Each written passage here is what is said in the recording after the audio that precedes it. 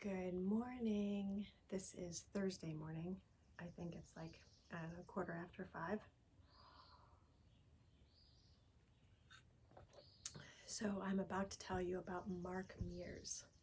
And this is sort of, we have a couple more things to go to before I'm 40 and I'm living in Maine. So I'll try to, these are a couple of pivotal, important parts.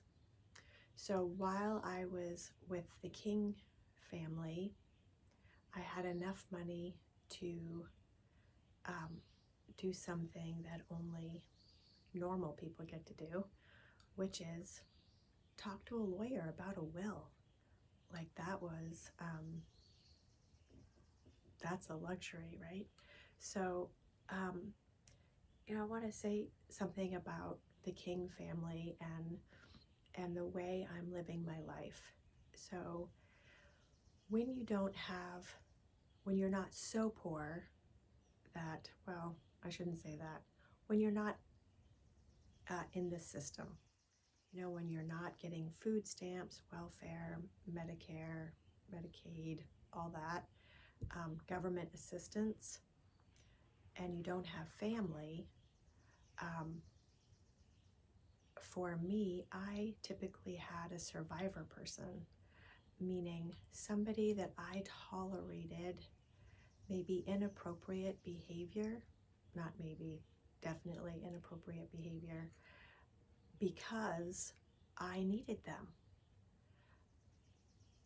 If something went wrong with my car and I had no credit, no savings, no family, no services, that is a devastating event. And it could be anything like that. So it's sort of like an insurance policy to have somebody that you're tolerating, whatever, so that if the shit hit the fan, maybe they'll help you. And there was always somebody like that in my life that I believed. But remember, when I was in Seattle and I called those two guys and they did not help. So, also, I generally didn't take anything from those people, sort of like honor among thieves. I had my own sort of, okay, this is not a cool thing that I'm doing, but I'm only going to take what I need. Like somebody who robs a store and only takes food and doesn't take jewelry or, whatever. So that's how I operated. I only took what I needed. With the King family, I took one more thing than what I needed, and that was the breasts. And that really was Mr. King, Jim King, constantly, blah, blah, blah, blah, blah. He wanted to see me laying by the pool with better breasts than what I had. It was not high on my priority because remember, I had done stripping. And if I didn't get a breast job for stripping, oh, the sun's gonna rise. Oh, it's rising. How cool is that? It's my favorite time of the day. Good morning, God. Good morning. Thank you for this day. May I be a conduit of love and kindness. I surrender myself to this day.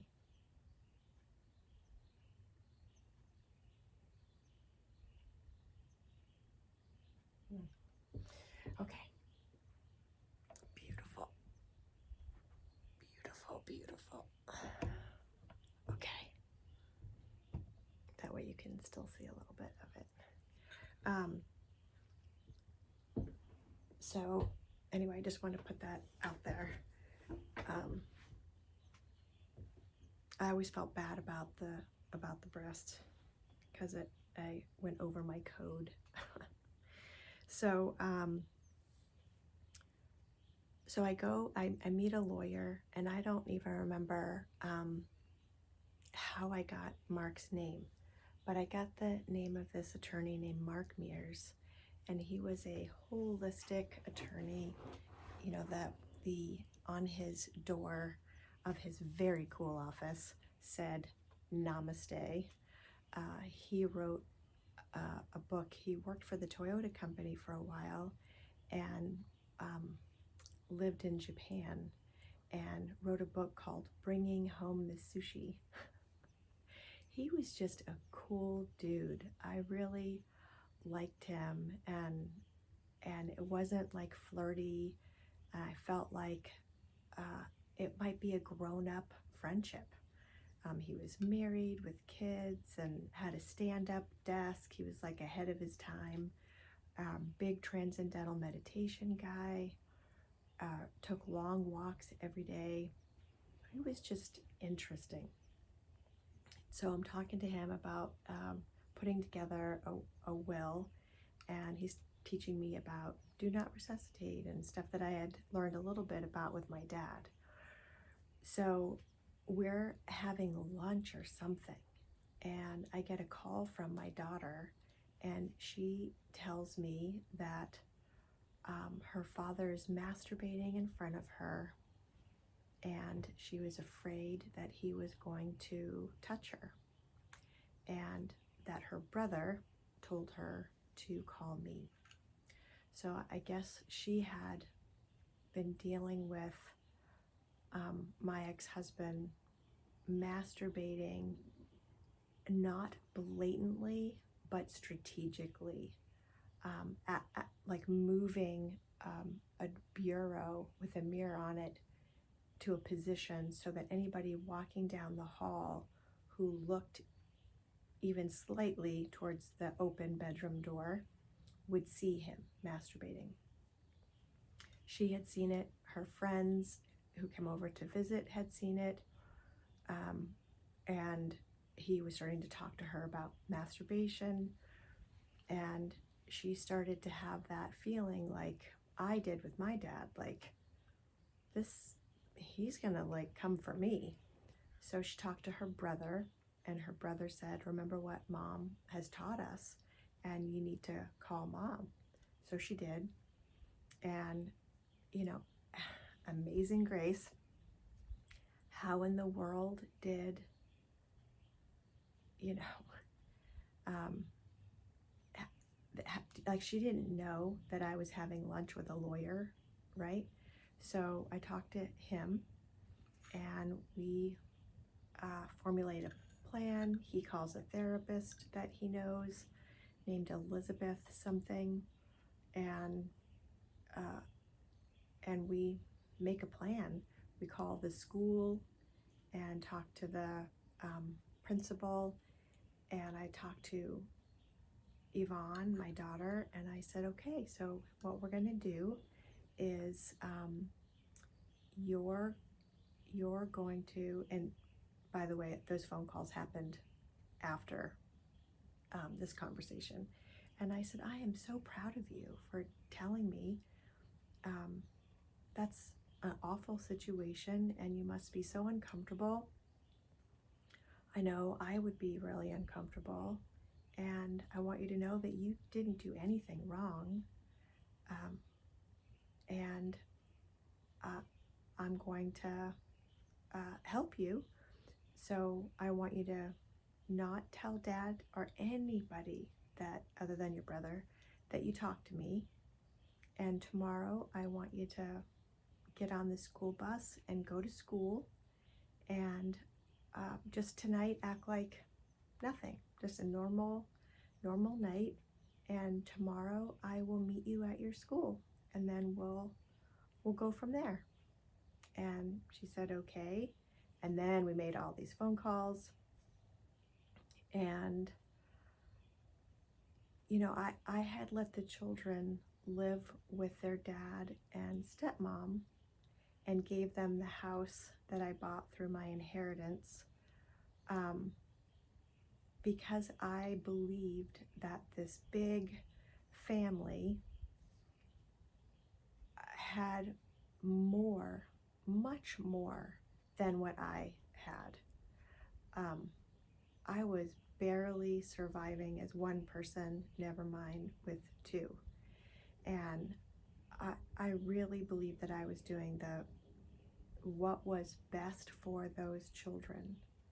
And what was best for those children was always like the highest priority for my life, in my life, like top priority. So now I get this call and I'm like, okay. So we go to this school, and we pick her up and bring her to a therapist first, and then the police second. And the police were upset that the therapist knew and didn't call, and so like she almost lost her license, or she could have lost her license for doing it that way, but it was a collaboration of what is the best thing for this child, and how can this process happen in the best possible way. And then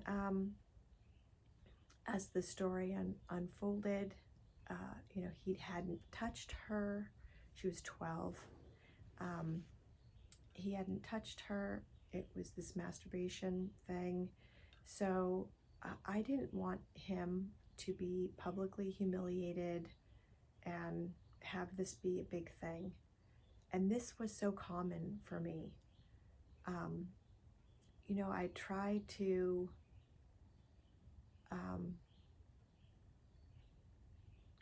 I put myself in their shoes and offer them. I just try to take that higher road, and that's not always the best way. And hindsight is certainly 2020. So I called the district attorney and said, hey, I don't want you to like handcuff him in public and fingerprint him and all that stuff. Can you just like let him turn himself in? Can you give him treatment instead of jail time?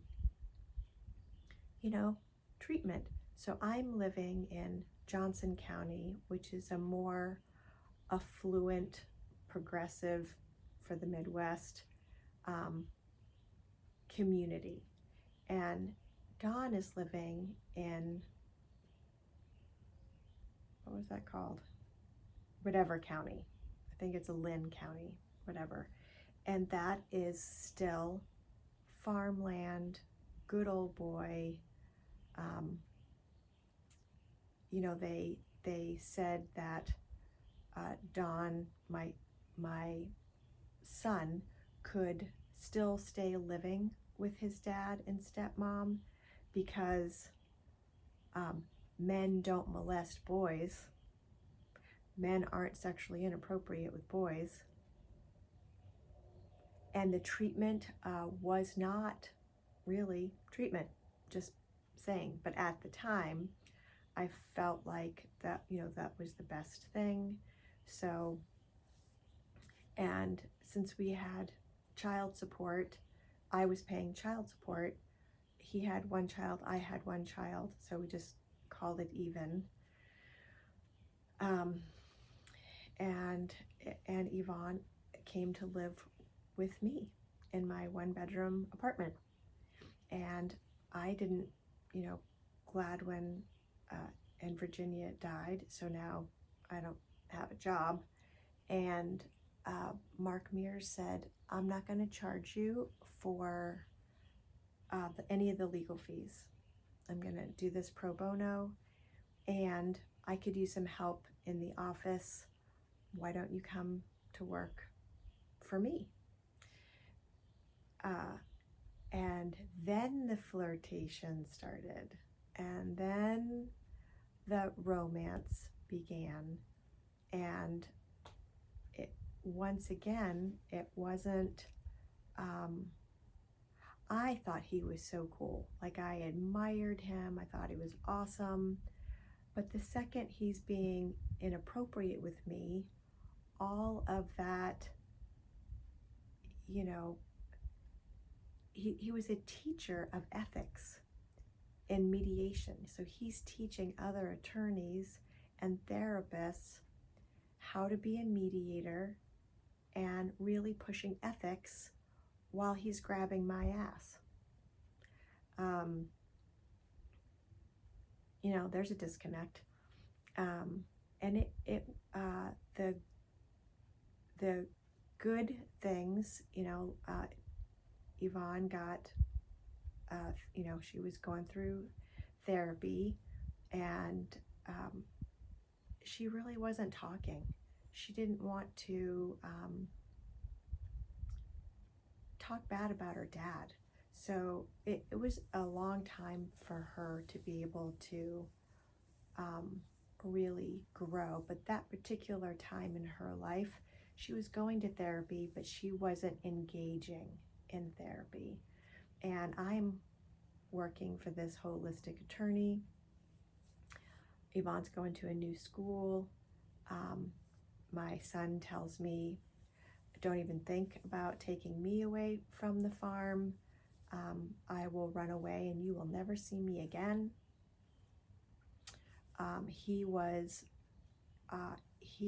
My son was really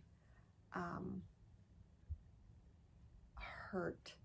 He was really wounded by this whole thing. He was really not okay. But we're just sort of trudging along. Some of the good things that I got from Mark was he paid for me to learn Transcendental Meditation. And a part of his working environment was every day we went for a walk or a run. I taught him about running because I had to run to keep up with him. He was a very fast walker, and so we started running together. He went on to run many marathons, but so I gave him the gift of running. He gave me emotional space. I had a lawyer, which I desperately needed at that time. So he was very cool about that. Mr. King was still sort of chasing me, and I'm like, you know, date Kathy, you know, that woman. And so Mark wrote him a letter and said, you know, leave Catherine alone. He took care of all the legal stuff for Yvonne. He taught me Transcendental Meditation. It was a really beautiful work environment. We meditated twice a day. We walked. We worked. It was really cool. And he showered me with thoughtful gifts. He gave me some furniture for our little apartment. As a matter of fact, I still have a couple of the chairs that he allowed me to buy. The Dalai Lama was doing this peacemaking tour across the United States. So he did California, Colorado, and New York. And it was a 3-day conference for peacemaking. And there was Stephen Levine and Sharon Salzberg and you know, these great somebody else. It was just beautiful. And so he would speak, and then you had these breakout sessions like a normal conference. But that was a really cool experience. As a matter of fact, I still have the banner that we got. So I was at the was it the California conference? Whatever conference I was at, it was interesting because the Dalai Lama had already been at one conference. They'd already done one. This is like the second one. And there were some rumors going around that the Dalai Lama was against homosexuality. And so I'm in a breakout session, and this conversation is happening before really the class had started. And it was sort of, like this gossip thing happening. And somebody said, excuse me. He said, I am not here really as a participant of the conference. I'm in media, I'm a journalist, and so I'm covering it for a story.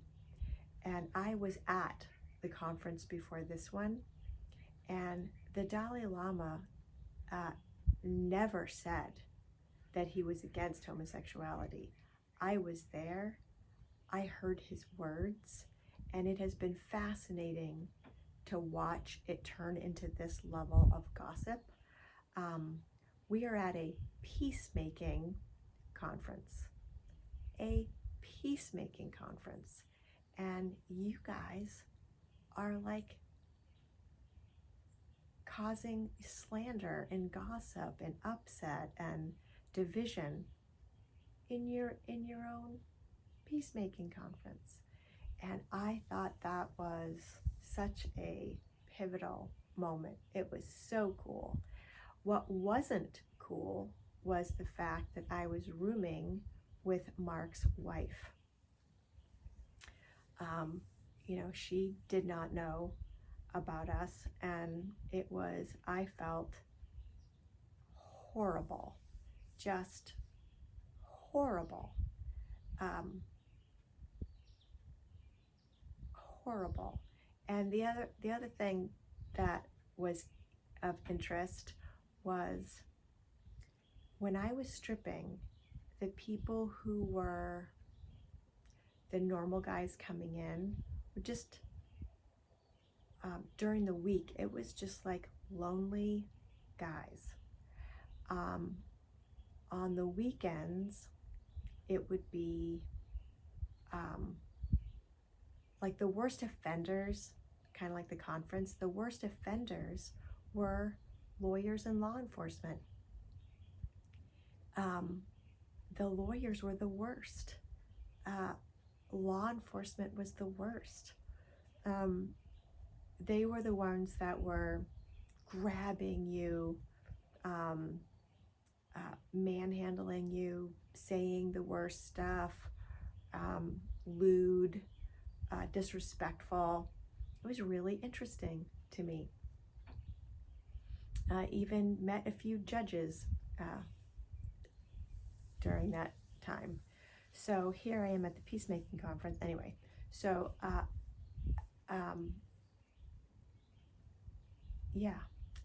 So and Mark liked to slap. So like kissing you, but grabbing your face and then slapping you and then kissing you again. And I just thought, here this peacemaking guy. And that's when I started to really learn the life lesson about polarity, right? It's the people who have no power that want to,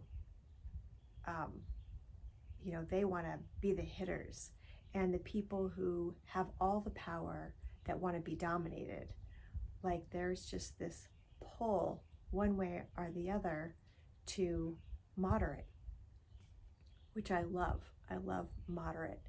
I think we should strive for moderate, but anyway. So that was Mark. Learned a lot of cool lessons, and at the end of that, it was a couple years, it was beautiful in that I was able to afford therapy. We had good insurance. I was able to get lots of therapy for Yvonne. I had a comfortable apartment. Again, mattress on the floor. But she and I were a team, and things were going pretty well for a year and a half. And then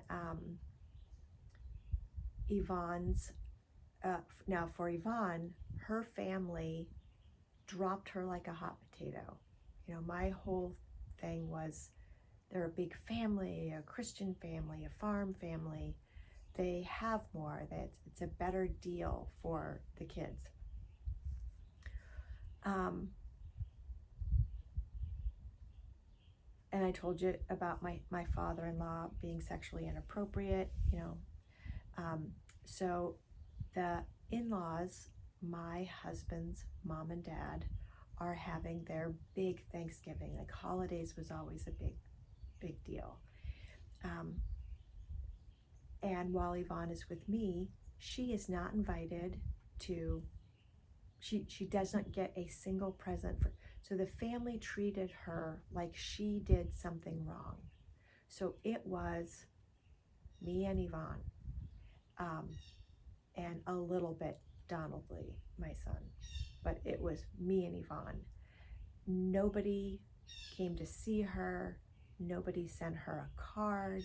Nobody gave her a birthday present on her birthday. Not a Christmas present, nothing. They ostracized this little girl. Unfucking believable, right?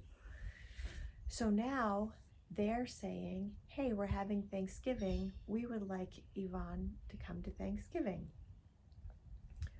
And Yvonne's like, can I go? And the rule was that, she couldn't be alone with her dad. Everybody agreed.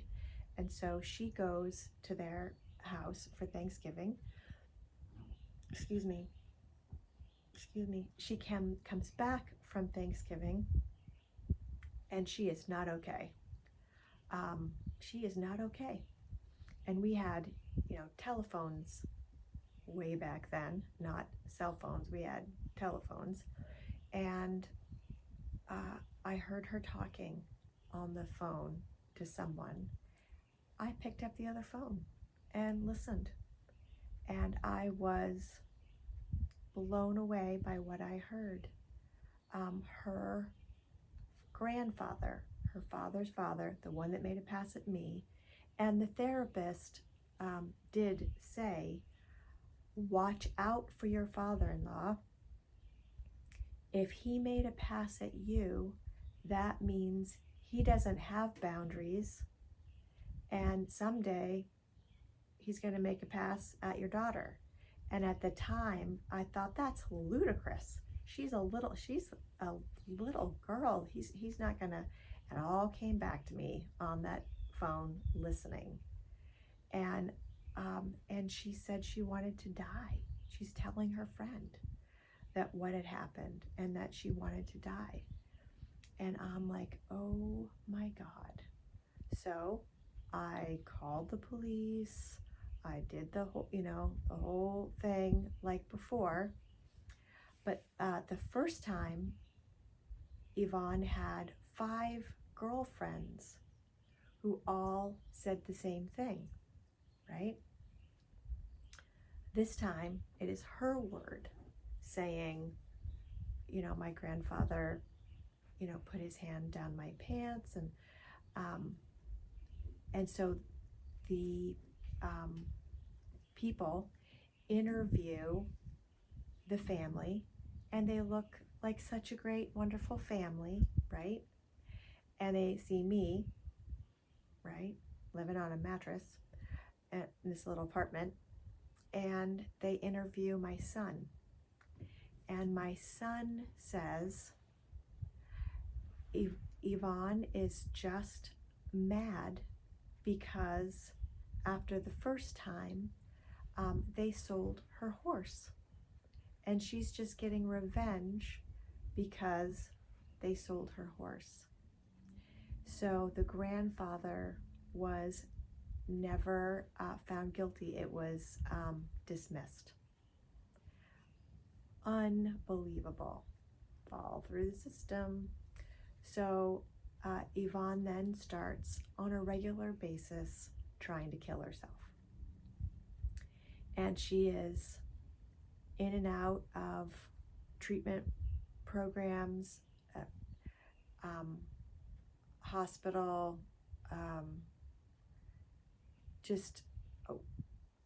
I have a full-time job taking her to different therapeutic things. Meanwhile, I tell Mark's wife what's happening. I can't take it. I'm sick of men, and I'm just like, I have to tell you, I am so sorry. And I told her, and cut myself off from that family, from that everything. Meanwhile, I'm going to the gym and I'm working out, and one of my female trainers, people at the gym, said, hey, I am meeting this guy from Boston he's one of my clients, and he is used to be a bigwig with Zurich Insurance Company.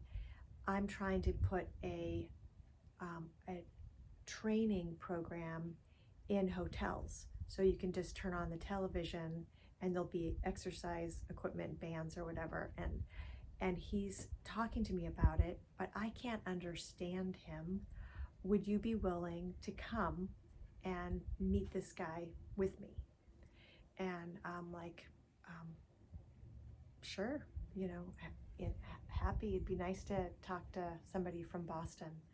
So I go with her, and this guy, Bruce LeMay, and her name was Sandy, this guy and I, peas and carrots. Like, I am attracted to him. He is hilarious. He's amazing. He's an amazing guy. And in the midst of all this stuff with my daughter, it is just very cool to meet him.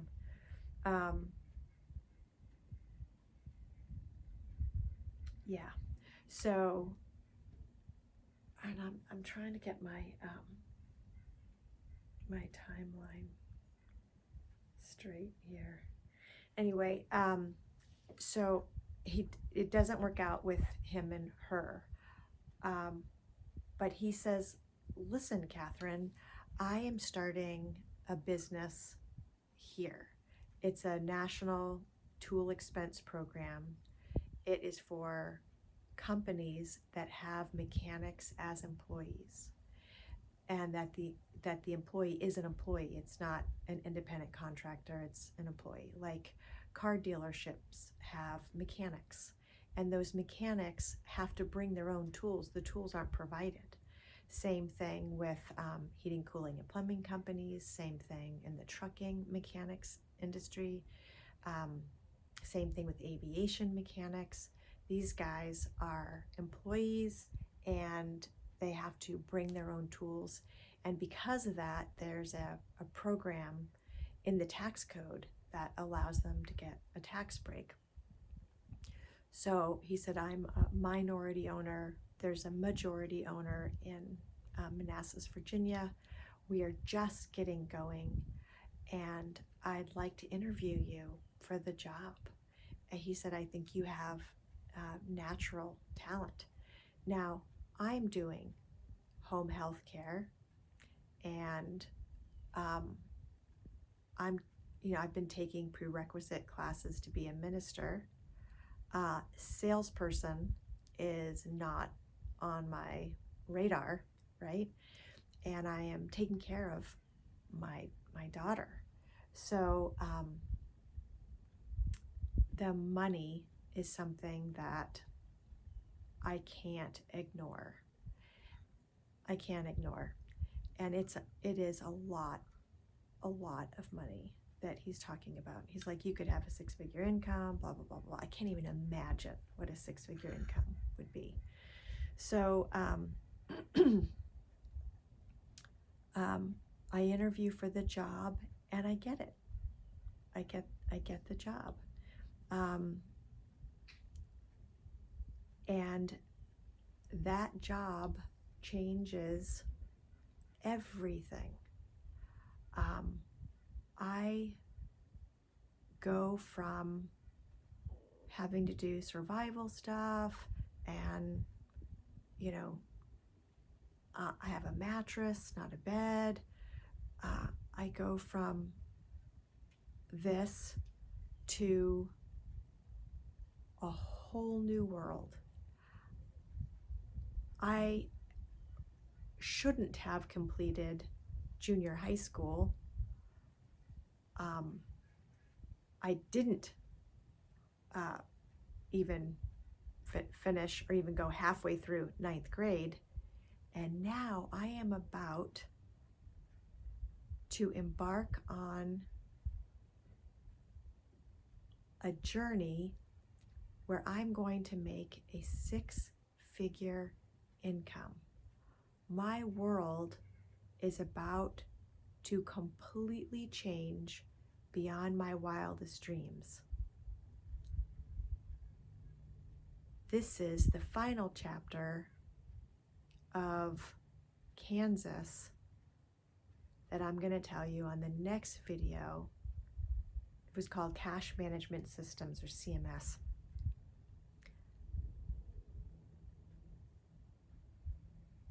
Everything is about to change exponentially, and I'll tell you about that on the next video.